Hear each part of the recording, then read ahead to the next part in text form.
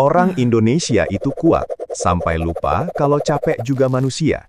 Kita dipuji kuat, tapi nggak pernah ditanya, kamu masih sanggup? Sejatapan, bertahan hidup harus selalu kelihatan kuat. Kenapa capek malah dianggap lemah? Bukan manusiawi. Padahal banyak yang sudah habis-habisan, tapi tetap jalan pelan. Video ini bukan buat nyemangatin, tapi buat jujur. Karena mungkin kamu nggak malas, kamu cuma capek. Kamu bangun pagi, kerja lagi, pura-pura kuat lagi. Dan malamnya, kamu bertanya, kok hidup gini terus? Tapi ada satu hal yang jarang banget dibahas soal ini. Dan justru ini yang bikin banyak orang salah paham. Kita mulai dari definisi paling sederhana dulu. Bertahan hidup itu bukan soal kuat, tapi soal lanjut. Dari dulu, orang Indonesia diajarin jangan ngeluh. Dari kecil kita dibilang, sabar itu tanda dewasa. Karena hidup memang keras, dan gak semua aman. Masalahnya, lama-lama kita lupa istirahat. Capek disimpan, emosi ditahan, kepala dipaksa kuat. Sampai akhirnya, lelah jadi normal. Masalah berikutnya, kita jadi terbiasa mengabaikan diri sendiri. Makan asal, tidur kurang, emosi dipendam. Semua dianggap pengorbanan, bukan tanda bahaya. Dan ini sering dipuji, bukan ditolong.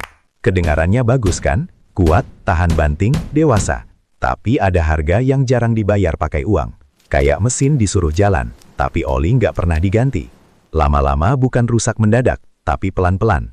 Dan anehnya, ini dianggap normal di sekitar kita. Bayangin kamu disuruh kuat terus, tapi nggak pernah dikasih jeda. Lucunya, yang disalahin malah kamu, bukan mesinnya. Sedikit yang sadar, kelelahan mental sering nggak kelihatan. Makanya, orang capek sering dibilang drama. Lama-lama kamu ragu sama perasaan sendiri. Kamu ngerasa salah, cuma karena pengen berhenti sebentar. Padahal tubuhmu sudah kirim sinyal dari lama.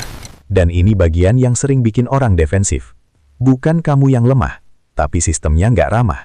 Dan fakta ini sering bikin orang marah setelah sadar. Fakta pahitnya, bertahan terlalu lama bisa bikin mati rasa.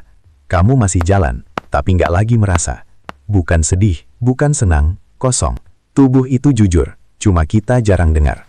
Capek fisik bisa sembuh. Capek batin butuh diakui. Mitosnya, orang kuat nggak ngeluh. Faktanya, orang sadar tahu kapan berhenti.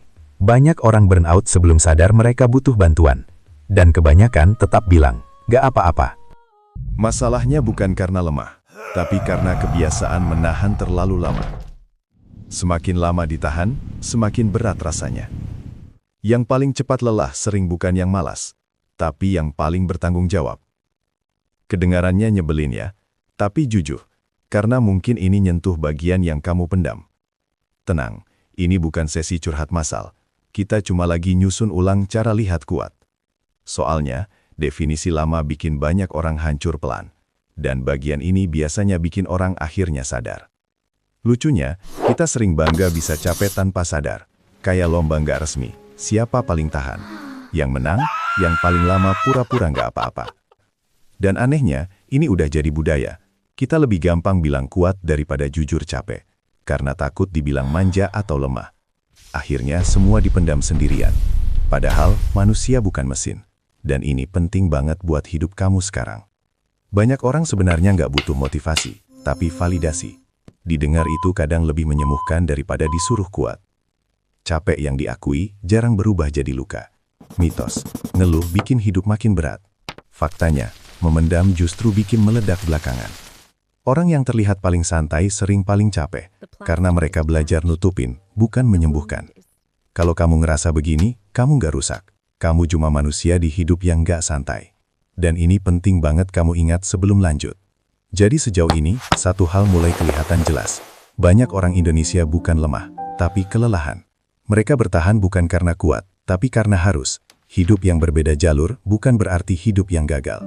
Kita jarang diajarin menghargai proses bertahan. Padahal bertahan di kondisi sulit juga kerja keras.